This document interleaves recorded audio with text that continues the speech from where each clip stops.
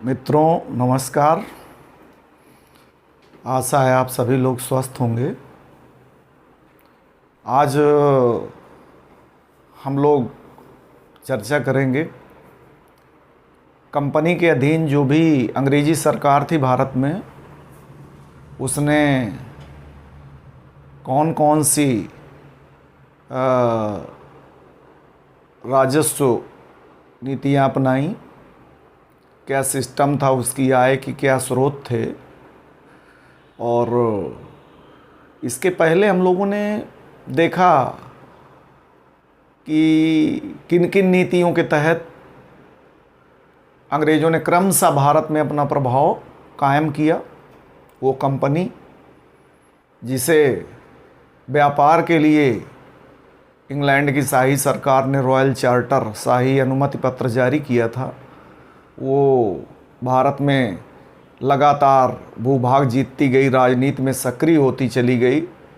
और आप देखें अंत में 1849 में जो पंजाब को जीतकर मिलाया गया, उसे अंतिम पूर्ण स्वाधीन राज्य का दर्जा दिया जाता है।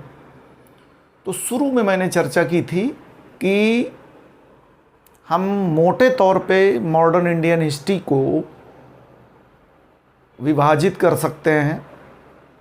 यूरोपीय व्यापार वाणिज्य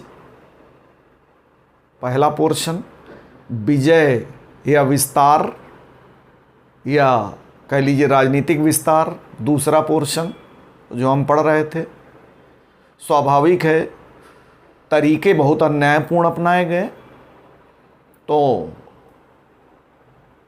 विस्तार के साथ साथ व्यवस्था, जो भी भूभाग जीते उनके शासन प्रशासन की क्या व्यवस्था रही, ठीक है, और किस तरह कंपनी के अधीन यहाँ शासन चलाया जाता रहा, आय के स्रोत क्या रहे कंपनी की सरकार की, वो सब व्यवस्था वाले भाग में हम पढ़ेंगे।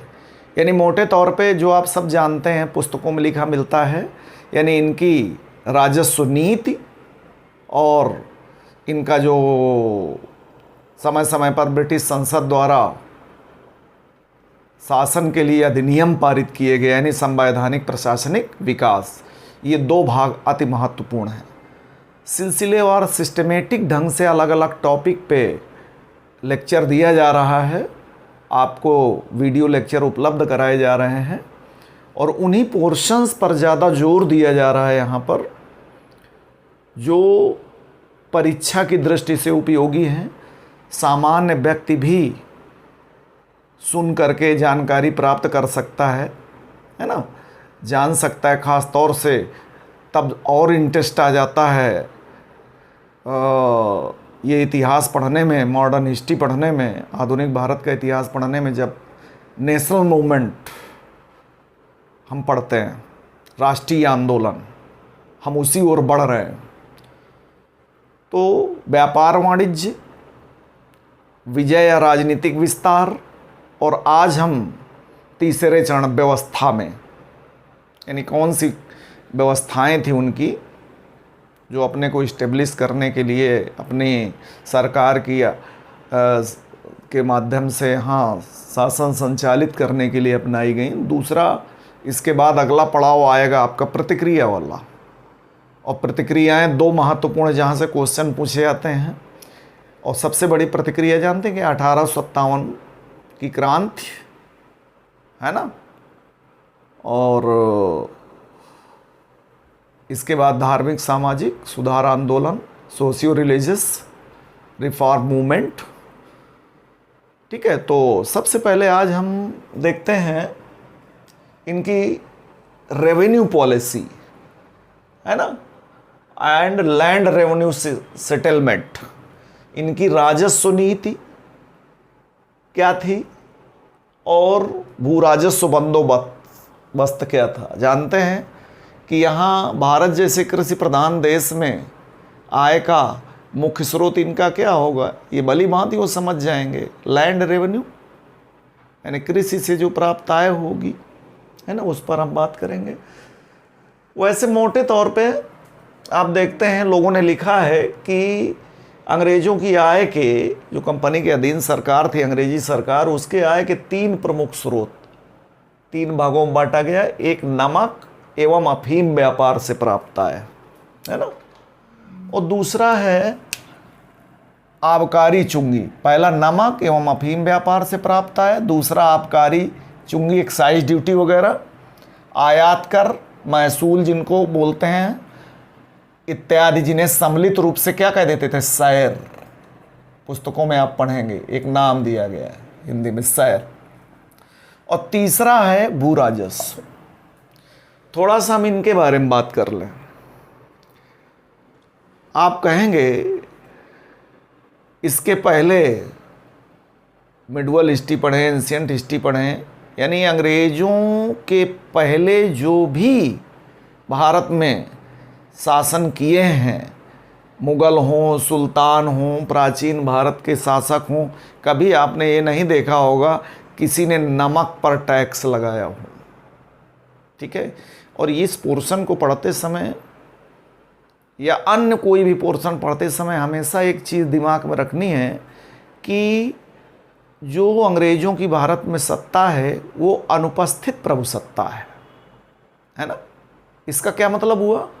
इसका मतलब ये है कि इनकी प्रभुसत्ता का वास्तविक केंद्र भारत नहीं है ना, लंदन है। लंदन स्थित ब्रिटिश संसद ही भारत में शासन के लिए कानून बना रही है, वहीं से दिशा निर्देश सारे मिल रहे हैं कि आपको किस तरह सारी व्यवस्था कायम करनी है, शासन चलाना है। जबकि इसके पहले देखें, मुग़ल हों, सुल्तान हों या अन्य भारतीय शासक रहे हों अंग्रेज़ों के पहले, मुग़ल भी विदेशी थे मूलतः, तुर्क सुल्तान भी विदेशी थे, लेकिन इनकी ये अनुपस्थित प्रभुसत्ता नहीं, इन्होंने भारत को अपना घर बना लिया है ना, भारत को अपना घर बनाया। मुग़ल दरबार भारत में स्थित था है ना, और खुद को भारतीय कहने लगे। आज भारतीय शासक के रूप में हमारे जेहन में हैं, आम जनमानस के बीच मान्य हैं भारतीय शासक के रूप में। तो भारत में ही रहते हुए, भारत में ही मुग़ल दरबार द्वारा कानून बनाए जाते थे, तो स्वाभाविक है भारतीय जनता के हितों को भी ध्यान में रखा जाता था है ना। तो ये जो अंग्रेजी सत्ता है, इसकी प्रभुसत्ता का केंद्र भारत में मौजूद नहीं। इसका चरित्र, इनका अंग्रेजों का चरित्र सदैव विदेशी रहेगा, भारत अंत तक विदेशी बने रहेगा है ना। और आप जानते हैं भारतीय संस्कृत की सबसे महत्वपूर्ण विशेषता है समन्वय की भावना, बचपन से सुनते चले आ रहे हैं है ना। और हमने इतना आत्मसात किया है विदेशियों को, भारतीय संस्कृत का अंग कितने विदेशी बने, उनके कल्चर का हमने स्वागत किया, अपनाया। ये बात अलग है, हमारा कल्चर भी वहाँ गया। ये समन्वय की प्रवृत्ति भारतीय संस्कृत की विशेषता है ना। फिराक गोरखपुरी ने कहा, सर जमीए हिंद में अक़वाम आलम के फिराक, काफिले बसते रहे हिंदोस्तां बनता गया। हिंद एवं शक, पहलव, कुषाण, ये सब भारत आए, भारत के होकर रह गए है ना। तुर्क आए, मुग़ल आए, भारत के होकर रह गए। भारतीय संस्कृत ने सबको अपनाया है ना। आवाज़ के दौर में भी जब अमेरिका कहता है दुनिया का सबसे बड़ा डेमोक्रेसी है इंडिया, भारत का सबसे बड़ा लोकतंत्र है, तो उसके पीछे आशय क्या होता है? कितनी विविध जातियाँ, इतने विविध धर्म है ना, संप्रदाय, लेकिन एक सब में के सबके दिमाग में एक ही बात है कि हम सब भारतीय है ना। ये भारतीय संस्कृत की विशेषता के अनुरूप यहाँ के लोगों की मानसिकता है। अपवाद छोड़ दीजिए है ना। दुनिया को यह आश्चर्य होता है कि इतने विविध धर्म, इतने विविध संप्रदाय, विविध जातियाँ कैसे अमन चैन से रहते हैं, लोगों को बात नहीं हजम होती है ना। तो हमने सबका स्वागत किया, लेकिन जिसका मूल चरित्र विदेशी रहे हम स्वागत कैसे कर सकते हैं? अंत में हमने, भले हमें बहुत बलिदान देना पड़ा हो, जुझारू संघर्ष झेलना पड़ा हो, हमने सबको भगाया यहाँ से, इन अंग्रेज़ों को खदेड़ा यहाँ से। ठीक है, तो बहरहाल अभी हम देख रहे हैं तो नमक और अफीम व्यापार से जो आय इनको होती थी, मूल चरित्र विदेशी है, देखिए नमक पर भी टैक्स लगा दिया।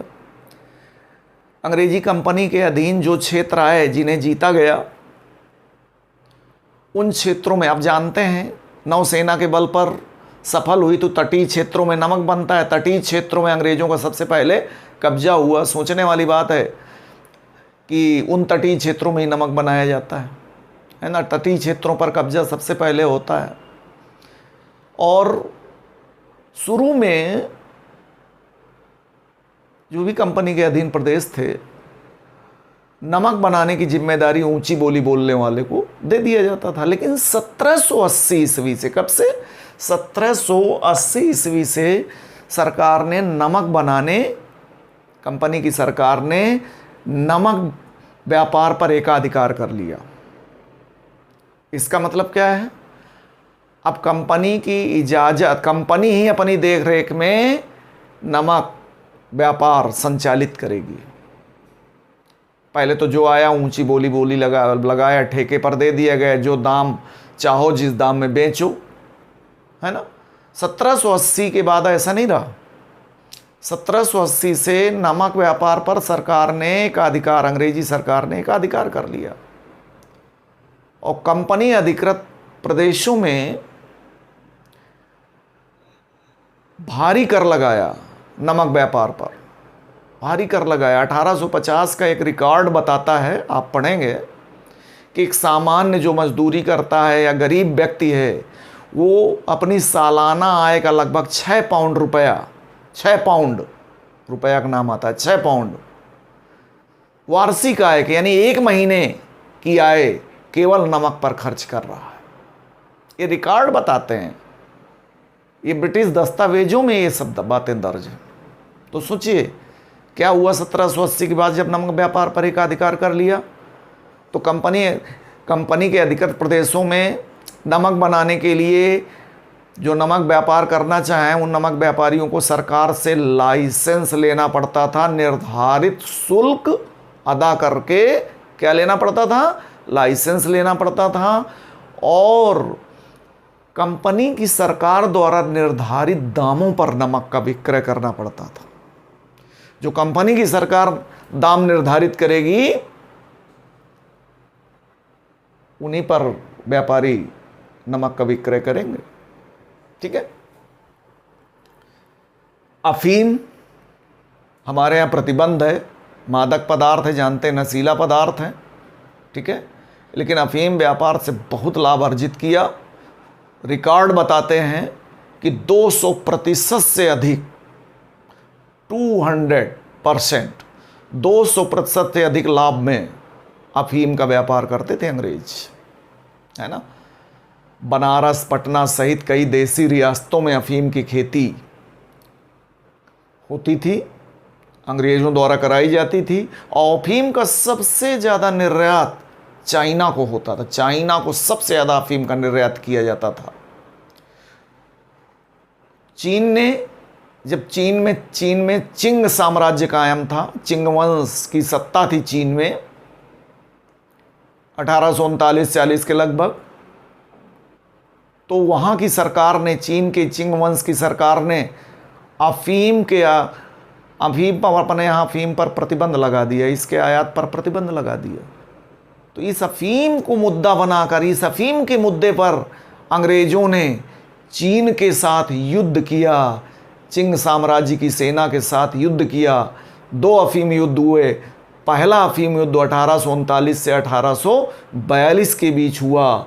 और आप पढ़ेंगे 1842 में नॉनजिंग की संधि होती है। नॉनजिंग की संधि के तहत मजबूर होना पड़ता है चीन की सरकार को अपने बंदरगाह अंग्रेजी कंपनी के व्यापारियों के लिए खोलने के लिए, ताकि वहाँ बसें व्यापार करें और अफीम के आयात के लिए। दोबारा 1856 से 60 के बीच चीन युद्ध होता है। दोनों अफीम के मुद्दे पर लड़े गए युद्ध अंग्रेज जीतते हैं। इतना ज़्यादा लाभ था। 1858 का एक दस्तावेज, एक रिकॉर्ड हमें जानकारी देता है कि यदि टोटल रेवेन्यू का, अंग्रेजी कंपनी के टोटल कुल राजस्व का 7% आता था नमक व्यापार से तो 17% आता था। किससे? अफीम व्यापार से, टोटल राजस्व का। ठीक है। और नमक और अफीम व्यापार का प्रबंधन अलग अलग दफ्तरों से होता था, लेकिन जो एक्साइज ड्यूटी है ना, आबकारी चुंगी आयात कर वगैरह है, इनका प्रबंध उसी दफ्तर से होता था जिससे भू राजस्व का प्रबंध होता था। इन सब में अंग्रेजों की आय का सर्व प्रमुख स्रोत था क्या? भू राजस्व। बात इस समय नहीं, इसके पहले जो भी सत्ताएं रही, मुगल हों सुल्तान हों, है ना, भू राजस्व वसूली व्यवस्था पर हर शासक ने जोर दिया। अकबर के समय पढ़ेंगे, सबसे मानक निराकरण अकबर के समय राजा टोडरमल ने किया, दहसाला बंदोबस्त के रूप में, है ना। जाप्ती व्यवस्था के जनक राजा टोडरमल। तो दहसाला बंदोबस्त में डुअल हिस्ट्री पढ़ेंगे, आप पढ़ेंगे, मतलब तो वहाँ आपको बताया जाएगा। कहने का आशय ये है, क्यों आय का मुख्य स्रोत भू राजस्व? एक लाइन में जवाब है कि भारत कृषि प्रधान देश रहा है। आज देख लीजिए आप, आज भले राष्ट्रीय आय के संदर्भ में आधुनिक अर्थव्यवस्था के अंतर्गत आंकड़े बदल गए हों, लेकिन आज भी एग्रीकल्चर सेक्टर पर भारत की आबादी बहुत ज़्यादा डिपेंड है ना। कोई भी सरकार आती है, इवन आज की सरकार, किसानों के हितों को नज़रअंदाज नहीं कर सकती, है ना। क्यों किसानों को हमारी सरकार अन्नदाता कह रही है? उसके पीछे क्या लॉजिक है? ऐतिहासिक परिप्रेक्ष्य में देख सकते हैं। आज की हमारी सरकार बराबर ध्यान दे रही, हर दौर की सरकार ध्यान देती रही, क्योंकि भारत कृषि प्रधान देश रहा। और आज तो बहुत सारे आय के स्रोत हैं, लेकिन उस दौर में देखें तो कृषि के अलावा यहाँ उद्योग नदारत थे, है ना। और ज़्यादातर लोग अपनी आजीविका के लिए खेती पर निर्भर करते थे। तो जो भी सत्ता स्थापित होती तो किसान से उसकी उपज का एक अंश टैक्स के रूप में देती, ताकि उसे सुरक्षा और सुविधाएं मुहैया कराई जा सकें। लेकिन अंग्रेज क्या करेंगे? अंग्रेज भी किसान से उसकी उपज का अंश वसूलेंगे लगान के रूप में, भू राजस्व के रूप में, लेकिन कोई सुविधाएं मुहैया नहीं कराएंगे। कारण एक ही है, अनुपस्थित प्रभुसत्ता, चरित्र विदेशी है, ब्लड टोटल 100% विदेशी है, अंत तक रहा, मैंने अभी बताया। तो आय का प्रमुख स्रोत भू राजस्व है। इन सभी में अलग अलग क्षेत्रों में भू राजस्व वसूली के लिए 3 अलग अलग व्यवस्थाएं स्थापित की। अलग अलग क्षेत्रों में कितनी? 3 अलग अलग व्यवस्थाएं। मैं अभी बाद में बताऊंगा। स्वरूप अलग अलग है, क्षेत्र अलग अलग है, परिणाम इन तीनों का एक है जैसा होगा। क्यों? क्योंकि इनको लागू करने वाला शोषक है ना। तो पहली व्यवस्था है जिसे हम कहते हैं जमींदारी बंदोबस्त, जमींदारी सेटलमेंट या परमानेंट सेटलमेंट। बंदोबस्त इन सेटलमेंट, चाहे व्यवस्था कहिए, स्थायी जमींदारी बंदोबस्त या स्थायी बंदोबस्त। आपको इसके बारे में मैं इसका बैकग्राउंड बता दूं। फैक्ट तो मैंने सारे लिखे हैं। आप जानते हैं सबसे पहले अंग्रेजों ने कहाँ सत्ता स्थापित की? बंगाल में। ठीक है, सबसे पहले अंग्रेजों ने बंगाल में अपनी सत्ता स्थापित की। और आप जानते हैं 1765 से 1772 तक बंगाल में द्वैध शासन कायम रहा, है ना। द्वैध शासन का मतलब जो वो दीवानी फौजदारी मामले हैं वो 2 लोगों में बटे होना। लेकिन यहाँ बंगाल के द्वैध शासन का चरित्र अलग है।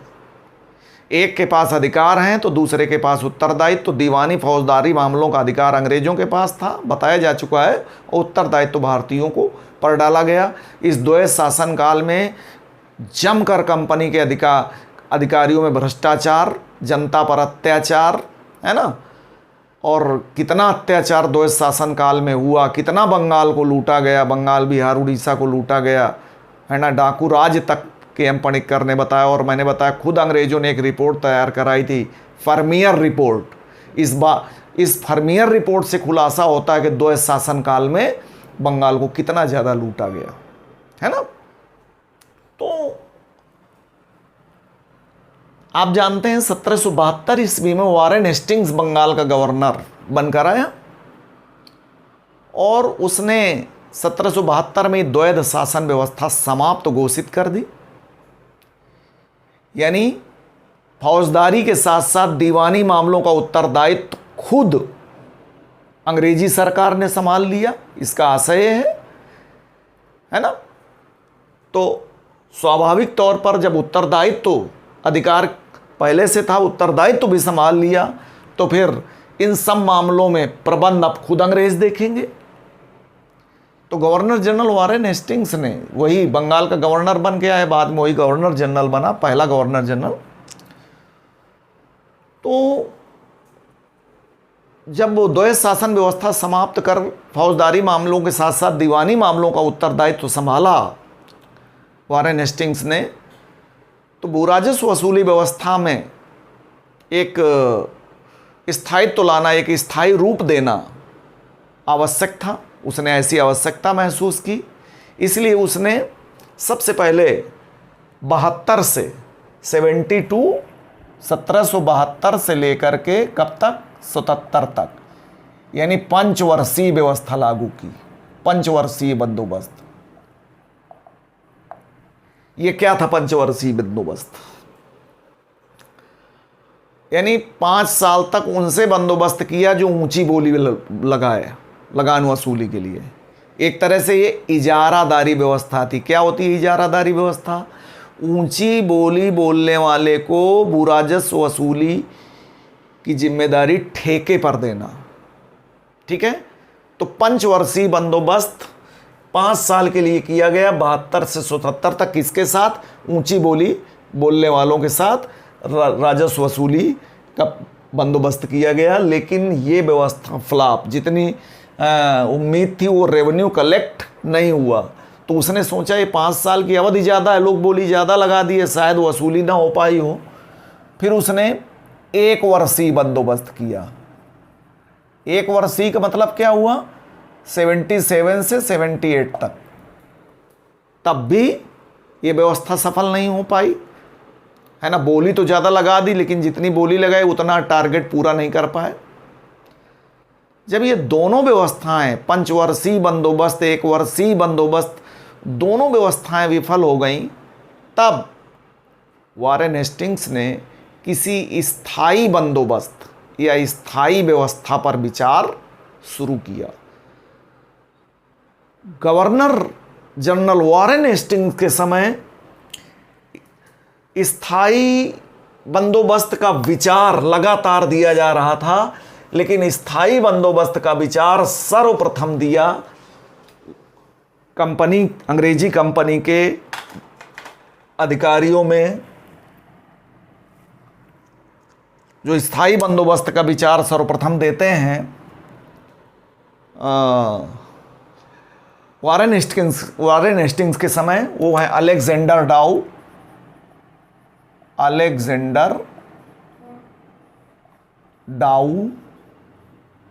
हेनरी पेटिलो और टॉमस लॉ। टॉमस लिखिए चाहे थॉमस लिखिए।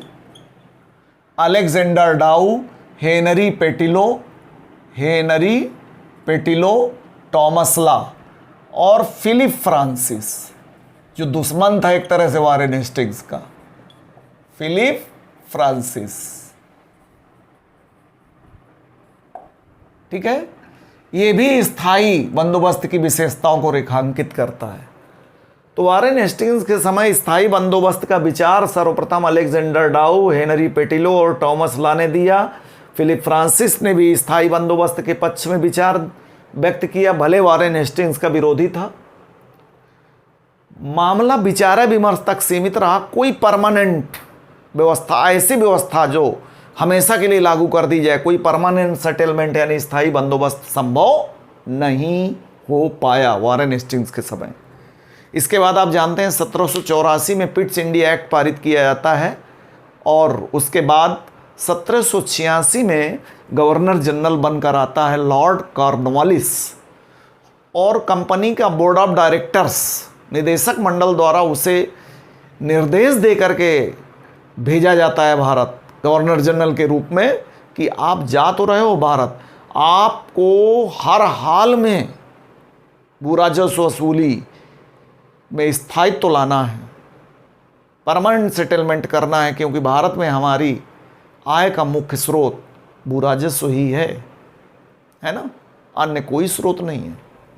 आते ही लॉर्ड कॉर्नवालिस ने, भारत आने के बाद लॉर्ड कॉर्नवालिस ने कंपनी के दो पुराने नौकरों, कौन पुराने नौकर? जेम्स ग्रांट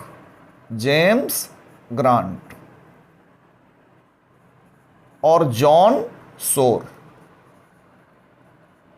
जेम्स ग्रांट और जॉन सोर दोनों से विचार विमर्श किया। किसने?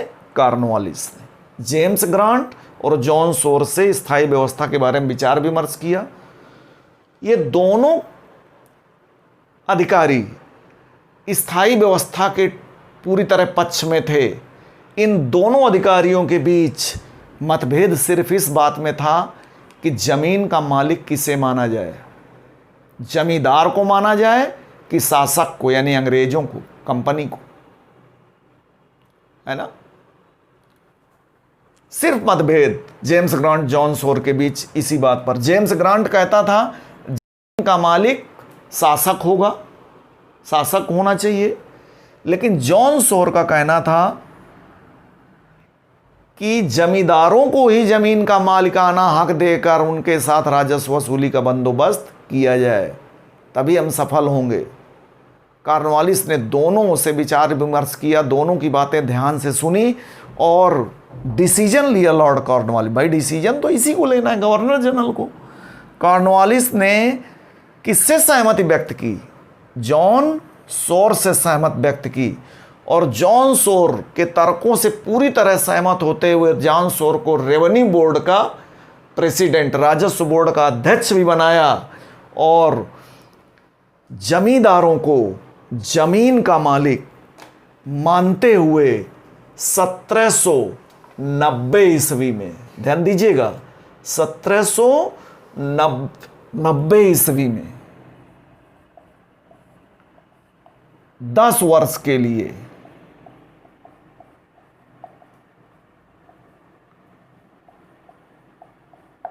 किससे? जमींदारों से बंदोबस्त किया।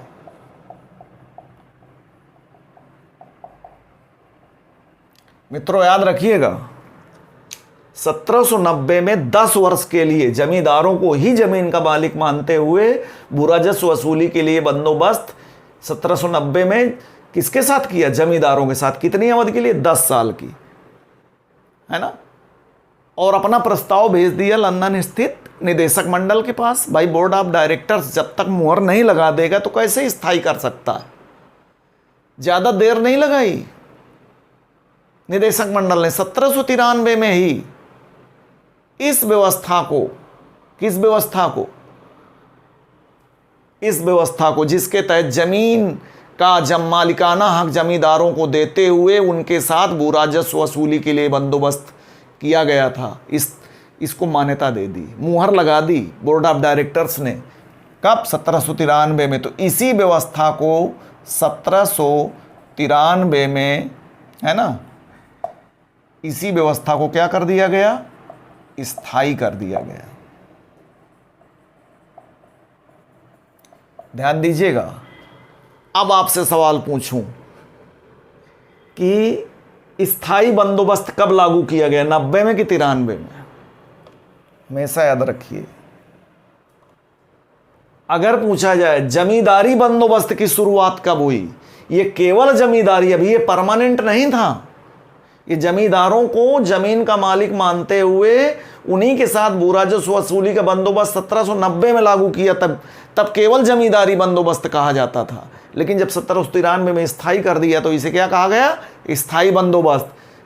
और इसी स्थायी बंदोबस्त को जमींदारी बंदोबस्त या इस्तमरारी बंदोबस्त, अनपढ़ लोग है ना, इस्तमरारी बंदोबस्त आदि नामों से संबोधित किया गया। तो कौन प्रवर्तक हुआ इस स्थायी बंदोबस्त या जमींदारी बंदोबस्त का? Lord Cornwallis. इसमें जमीन का मालिकाना हक किसे दिया गया? जमींदार को। और इसी के साथ वसूली, इसी को भू राजस्व वसूली का दायित्व तो सौंपा गया। कंपनी का वार्षिक राजस्व कितना निर्धारित किया गया? 4.25 करोड़। कितना? 4.25 करोड़ निर्धारित किया गया वार्षिक राजस्व, है ना, यानी 3,75,00,000 रुपए। वसूले गए राजस्व का कितना? 10/11 भाग, यानी 89% कंपनी के राजकोष में जमींदारों को जमा करना पड़ता था। ठीक है। और 1/11 भाग यानी 11%, कितना? 1/11 भाग या 11% जमींदारों को कमीशन के रूप में मिलता था। लेकिन जमींदार किसान से कितना वसूलेंगे ये सरकार ने नहीं निर्धारित किया गया, ये जमींदारों की इच्छा पर छोड़ दिया गया, है ना। बड़ा अच्छा लग रहा होगा, जमींदारों को बड़ा महत्व दिया गया। ये वही जमींदार वर्ग है जो मुगलों के समय से चला आ रहा परंपरागत जमींदार वर्ग था, जिसका किसानों से लगाव था, है ना। ठीक है। तो क्षेत्र कौन कौन थे? सबसे पहले बंगाल में लागू किया गया, फिर बिहार में, फिर उड़ीसा में, बाद में संयुक्त प्रांत यानी यूपी के बनारस खंड में, जिसमें बनारस गाजीपुर शामिल थे, लागू किया गया। और फिर उत्तरी कर्नाटक के कुछ जिलों में लागू किया गया। बंगाल, बिहार, उड़ीसा और उत्तर प्रदेश का केवल बनारस खंड। याद करिए क्यों? बलवंत सिंह को बनारस की जागीर दिलवा दी थी वहाँ, और बलवंत सिंह अंग्रेजों के हितैषी थे। ठीक है। और कुल जो ब्रिटिश भारत का भूभाग था कितना था? 19% भूभाग इस व्यवस्था के तहत आता था। जमीन का मालिकाना हक ही जमींदारों को नहीं दिया था कॉर्नवालिस ने। जानते हैं, कॉर्नवालिस ने एक अध्यादेश जारी कर यह घोषणा भी कर दी थी कि जमींदारों की मृत्यु के बाद ये जमीनें चल संपत्ति की भांति उनके उत्तराधिकारियों में ट्रांसफर हो जाएंगी, विभाजित हो जाएंगी, है ना। बड़ा सुनने में, देखने में बहुत अच्छा। ये क्यों किया गया ऐसा? ताकि जमींदार कृषि को प्रोत्साहित करेंगे, अपने क्षेत्रों में किसानों से खेती कराएंगे, उपज होगी और प्रोडक्शन बढ़िया होगा। लेकिन दूसरा पहलू है, और सबसे नकारात्मक पहलू है क्या? कॉर्नवालिस द्वारा 1793 में बनाया गया सूर्यास्त का नियम। किसके द्वारा बनाया गया? कॉर्नवालिस द्वारा 1793 में बनाया गया सूर्यास्त का नियम। ये बड़ा ही नकारात्मक पहलू है। क्या था इसमें? इस नियम के तहत यह घोषित किया गया, या इस नियम में कहा गया कि जमींदारों को निर्धारित तिथि के सूर्यास्त होने के पहले निर्धारित किया गया राजस्व, यानी कितना? 4.25 करोड़। सूर्यास्त के नियम में क्या कहा गया था कि जमींदारों को निर्धारित तिथि के सूर्यास्त होने के पहले निर्धारित राजस्व कंपनी के राजकोष में जमा करना होगा, अन्यथा उनकी जमींदारियां जब्त कर ली जाएंगी। और ये भी स्पष्ट कर दिया गया, सूखा हो, अकाल हो, बारिश हो या ना हो, पैदावार हो या ना हो, हर हाल में निर्धारित राजस्व निर्धारित तिथि के सूर्यास्त होने के पहले कंपनी के कोष में जमींदार को जमा करना होगा। किसान से कोई लेना देना है, किसान से जमींदार को वसूलना। अब सोचिए, वो किसान जिसका जमींदारों, ये कौन से जमींदार है? मैंने कहा परंपरागत जमींदार है, जिसका किसानों से के साथ अटैचमेंट था, है ना। अब देखें, बारिश नहीं हुई, आज इतने संसाधन हम उपलब्ध करा दिए हैं, समय से मानसून ना है, प्रोडक्शन पर्याप्त होता है? नहीं होता। उस दौर में, वो भी विदेशी सरकार, किसानों को कोई सुविधा तो मुहैया करा नहीं रही है। कृषि मानसून पर उस समय अधिक निर्भर थी। अगर प्रोडक्शन नहीं हुआ तो भी निर्धारित राजस्व अदा करना है। जब तक दबाव बनाना चाहेगा जमींदार दबाव बनाएगा। मुंशी प्रेमचंद का गोदान पढ़िए, जब भी मैं इस पर लेक्चर देता हूँ आपको बताता हूँ। जमींदार राय साहब हैं, होरी एक सामान्य किसान है ना, कि होरी से बड़ा लगाव है राय साहब जमींदार का, है ना। ये मुंशी प्रेमचंद की महागाथा है गोदान। ये इसमें दर्शाया गया है कि कैसे एक किसान जो महतों का कहलाने में गर्व महसूस करता था, गाय की लालसा पाले मर गया, है ना, और महतों से कैसे मजदूर बन गया, है ना। तो ना अंग्रेजों ने जमींदार राय साहब को छोड़ा और ना होरी नामक किसान बचा। एक उदाहरण बता रहा हूं। तो अब प्रोडक्शन नहीं हुआ तो किसान कैसे राजस्व देगा जमींदार को? जब तक दबाव बना सकेगा जमींदार दबाव बनाएगा, और नहीं तो खुद जमींदारियां अपनी खो देगा। ठीक है। किसान भी अपने हल बैल खेत खलिहान सब क्या है गिरवी रखेगा। पहले तो क्या करेगा, नकदी फसलें उपजाएगा, और नकदी फसलों में ज़्यादा इन्वेस्टमेंट की आवश्यकता पड़ती है। ऋण लेना, साहूकारों के चुंगल में फंसना, और आगे बढ़ता जाएगा। ठीक है। सब कुछ अपना गिरवी रख देगा, बर्बाद हो जाएगा। अपनी ही खेती पे एक दौर में मजदूरी करना पड़ेगा, और इन जमींदारों की जमींदारियां जब्त हो जाएंगी, और जो साहूकार वर्ग है, महाजन वर्ग है, वो नया जमींदार वर्ग बन जाएगा। किसकी कृपा से बनेगा? अंग्रेजों की कृपा से बनेगा, है ना। तो परंपरागत जमींदार गया, किसान तो बर्बाद ही होगा। तो कुल मिलाकर के ये व्यवस्था भी अंग्रेजों के शोषण का संयंत्र रही। इसमें भी किसान बर्बाद हुआ, इनमें भी बर्बाद हुआ। स्वरूप भले अलग है, क्षेत्र भले अलग है, इनमें भी बर्बाद हुआ। देखते हैं कैसे, है ना। दूसरी व्यवस्था रैयतवाड़ी व्यवस्था। दक्षिण के, मुख्य रूप से दक्षिणी भागों में कौन सी व्यवस्था लागू की गई? रैयतवाड़ी व्यवस्था। क्यों लागू की गई दक्षिण के क्षेत्रों में? उत्तर भारत की तरह दक्षिण भारत में बड़े जमींदार वर्ग का अभाव था। बड़ा उत्तर भारत जैसे बड़े जमींदार यहाँ नहीं थे, और ना इसके पहले दक्षिण भारत में जमींदारी व्यवस्था रही थी। मुगलों के समय उत्तर भारत में रही थी, लेकिन दक्षिण में कभी जमींदारी व्यवस्था नहीं रही थी। मलिक अंबर की व्यवस्था, शिवाजी की भूराजस्व व्यवस्था पढ़े, स्वरूप रैयतवाड़ी था। रैयत शब्द रियाया शब्द से, रियाया माने प्रजा माने किसान, यानी ऐसी व्यवस्था है जिसमें सरकार अपने अधिकारियों के माध्यम से सीधे किसान से संपर्क करे भूराजस्व वसूली के लिए। कोई बिचौलिया ना हो, बिचौलियों को यह दायित्व ना दे, सरकारी अधिकारी सीधे जाएं किसान से वसूलें। प्रत्यक्ष संपर्क किसान से सरकार द्वारा भूराजस्व वसूली के लिए। प्रवर्तक माने जाते हैं कर्नल रीड और टॉमस मुनरो, है ना।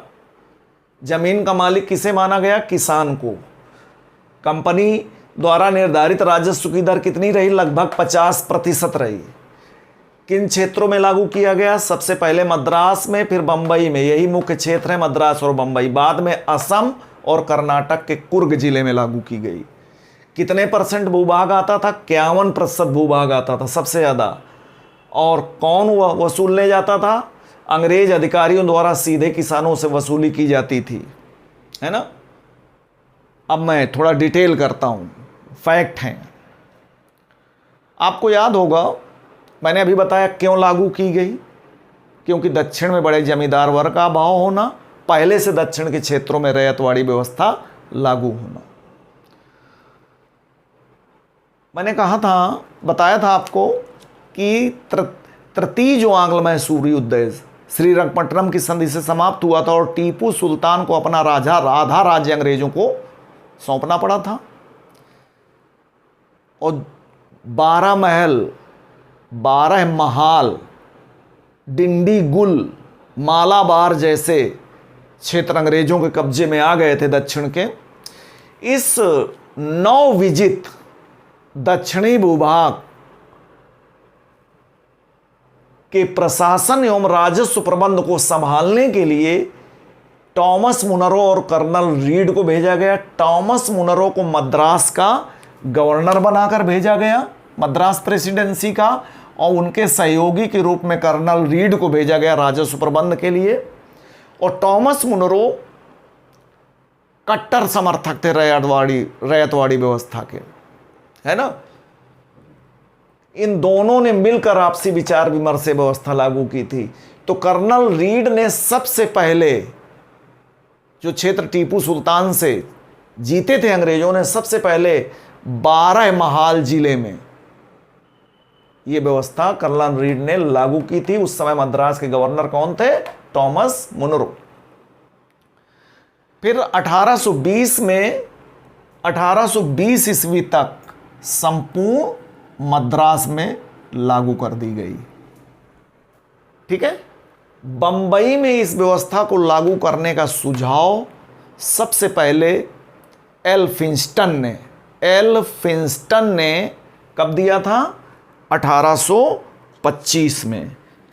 बंबई में रैयतवाड़ी व्यवस्था लागू करने का सुझाव सबसे पहले एल फिंस्टन ने दिया था 1825 में। कब दिया था? 1825 में। किसने दिया था? एल फिंस्टन ने। लेकिन बंबई में लागू कब की गई? 1835 में। लेफ्टिनेंट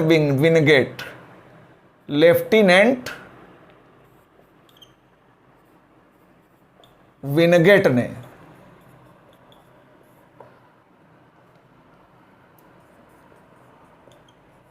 लागू किया बंबई भूमि सर्वेक्षण। 1835 में लेफ्टिनेंट विनगेट ने बंबई भूमि सर्वेक्षण अधिनियम के तहत कितना भू राजस्व की दर कितनी 50% निर्धारित करते हुए इस व्यवस्था को लागू किया था। सुझाव सबसे पहले एल्फिंस्टन ने दिया था। ठीक है ना। और सबसे ज्यादा मैंने बताया था 51% भूभाग आता था। ठीक है। वसूली करने जाते थे अंग्रेज अधिकारी, और जिले का सबसे बड़ा अधिकारी कौन होता था? कलेक्टर। और राजस्व प्रशासन में मैं आपको बता दूं, दीवानी मामलों में सबसे भारतीयों को ऊंचे पद मिलते ही नहीं थे। कलेक्टर अंग्रेजे होता था। तहसीलदार के नीचे के पद ही भारतीयों को दिए जाते थे। सबसे बड़ा पद प्रायः सदर अमीन का हुआ करता था, जो भारतीयों को प्राप्त होता था। कलेक्टर बनना तो दूर की बात। ठीक है। और इस व्यवस्था में भी किसानों के लिए सरकार ने कुछ नहीं किया, और बल्कि जो भी अंग्रेज अधिकारी किसानों से वसूलने जाते थे, उनके द्वारा मनमाना अत्याचार ग्रामीण जनता पर, किसानों पर किया जाता, और उन अंग्रेज अधिकारियों की आओ भगत पर जमींदारों से भी ज़्यादा कहीं खर्च करना पड़ा। और यहाँ भी ग्रामीण किसान महाजनों कर्जदारों के चुंगल में फंसते चले गए, और उन्हें खेती छोड़ने के लिए मजबूर होना पड़ा, है ना। तीसरी व्यवस्था थी कौन सी? महालवाड़ी व्यवस्था। महाल का मतलब होता है ग्राम समुदाय से। कई लोगों ने इसे जमींदारी व्यवस्था का संशोधित रूप बताया है, तो कुछ लोगों ने कहा बंबई की तालुकेदारी व्यवस्था का संशोधित रूप है। इसका प्रवर्तक माना जाता है किसे? हार्ट मैकेंजी को। किसे माना जाता है? Heart McKenzie. हार्ट मैकेंजी ने इसका सूत्रपात 1819 ईस्वी में किया था, लेकिन इसे 1822 ईस्वी में कानूनी रूप दिया गया। कब दिया गया? 1822 में। तो प्रवर्तक माने जाते हैं हार्ट मैकेंजी, जिन्होंने इसे 1819 में इसका प्रवर्तन किया था और प्रयोग के तौर पे लागू किया था, लेकिन कानूनी रूप दिया गया 1822 में। लेकिन इस महालवाड़ी व्यवस्था को पूर्ण व्यवस्थित रूप देने का श्रेय है जेम्स टॉमसन और मार्टिन बर्ड को। भले शुरुआत करने वाले, जन्म देने वाले जन्मदाता हार्ट मैकेंजी, लेकिन पूर्ण व्यवस्थित जेम्स टॉमसन और मार्टिन बर्ड ने किया था। यही एक व्यवस्था है कि भूमि सर्वेक्षण के लिए मार्टिन बर्ड के निर्देशन में पहली बार मानचित्रों का प्रयोग इस व्यवस्था के तहत किया गया था। और कहाँ कहाँ लागू थी? बनारस खंड को छोड़कर संपूर्ण यूपी, जिसे संयुक्त प्रांत यावत कह सकते हैं, मध्य प्रांत, मध्य प्रदेश और पंजाब में, है ना। भूमि का स्वामित्व महाल यानी संपूर्ण ग्राम समुदाय को सामूहिक रूप से, और वसूली का दायित्व किसे सौंपा गया, महाल के मुखिया, ग्राम समुदाय। यानी आप जानते हैं जैसे आज प्रधानी के चुनाव होते हैं, कई छोटे छोटे गांव आबादी के आधार पे होते हैं, 3 गांव का एक ही प्रधान होता है, तो ऐसे एक इकाई महाल गठित की गई थी जिसका एक मुखिया होता था, है ना, और उसी को वसूली का दायित्व सौंपा गया था ग्राम के मुखिया को। और बहुत ज़्यादा भू राजस्व की दर निर्धारित की गई थी, कितना, 80% शुरू में। फिर इसके बाद लॉर्ड विलियम बेंटिंग ने इसे घटाकर कितना किया, 66%। फिर बेंटिंग के बाद लॉर्ड डलहौजी ने सहारनपुर अधिनियम के तहत इसे घटाकर 50% कर दिया था, है ना। तीनों व्यवस्थाओं का स्वरूप अलग अलग, प्रभाव एक जैसा, है ना। लगान वसूली के तरीके, लगान की ऊंची दर, किसानों के हितों को नज़रअंदाज करने की, लगातार नज़रअंदाज करने की प्रक्रिया, ये ऐसी बातें थीं जिनके कारण हर हाल में किसान बर्बाद हुआ, जमींदार, परंपरागत जमींदार बर्बाद हुआ, किसान बर्बाद हुआ, है ना। और किसान जल्दी लगान अदायगी के चक्कर में नकदी फसलों की ओर उन्मुख हुआ, जिसके लिए और अधिक कर्ज लेना पड़ा और वो ऋणी बनता चला गया। ग्रामीण ऋणग्रस्तता बढ़ती चली गई, और जो नया महाजन वर्ग जमींदार के रूप में अस्तित्व में आता है ना, नया वर्ग अस्तित्व में आता है, वो वाणिज्यिक फसलें उपजाता है ना। वो वाणिज्यिक फसलें कच्चे माल के रूप में, जैसे कपास वगैरह है, अंग्रेज प्राप्त कर लेते हैं। स्थानीय बुनकरों को कच्चा माल मिलना बंद हो जाता है, तो परंपरागत हस्तशिल्प उद्योग नष्ट हो जाता है, परंपरागत कृषि भी नष्ट हो जाती है। तो प्रभाव क्या पड़ता है इन भू राजस्व व्यवस्थाओं का? नंबर 1, परंपरागत कृषि नष्ट होना। नंबर 2, कृषि का वाणिज्यीकरण होना। तीसरी बात, ग्रामीण ऋणग्रस्तता बढ़ना। चौथी बात, ग्रामीण ऋणग्रस्तता बढ़ने का मतलब ग्रामीण आत्मनिर्भरता समाप्त होना। ही जब गांधी जी आएंगे कहेंगे ग्रामीण आत्मनिर्भरता बढ़ाओ, इसके लिए विकल्प है खादी और चरखा बताऊंगा वहां पर मैं। अगली बात, परंपरागत हस्तशिल्प उद्योग या बुनकर उद्योग नष्ट होना, है ना। तो ये जो किसान हैं, बुनकर हैं, ये मजदूरी करने लगे, अंग्रेजों के लिए मजदूरी करने लगे, है ना। अब कच्चा माल तो इनको मिल नहीं रहा, सब अंग्रेज हड़प ले रहे हैं, तो बुनकर अब अंग्रेजों के लिए काम करेंगे, मनमाना खाना पीना नहीं देंगे, मनमाना अत्याचार करेंगे बुनकरों पर, है ना। आप पढ़े नहीं, बंगाल के बुनकरों ने अंग्रेजों के अत्याचार से बचने के लिए अपने अंगूठे तक काट लिए थे। लॉर्ड विलियम बेंटिंग का ही कथन है। इतनी बुनकरों की मौत हुई, इतनी मौत हुई कि लॉर्ड विलियम बेंटिंग ने लिखा है, इस दरिद्रता के समान घोर दरिद्रता वाणिज्य के इतिहास में कभी नहीं रही। बुनकरों की अस्थियां उत्तर भारत के मैदानों को विरंजित कर रही हैं, बिखरी पड़ी। ठीक है, तो मित्रों ये महत्वपूर्ण बातें थीं इनकी भू राजस्व व्यवस्था के बारे में। ठीक है, अगले लेक्चर में हम बात करेंगे संवैधानिक विकास और उनकी प्रशासनिक नीति के बारे में। धन्यवाद। जय हिंद।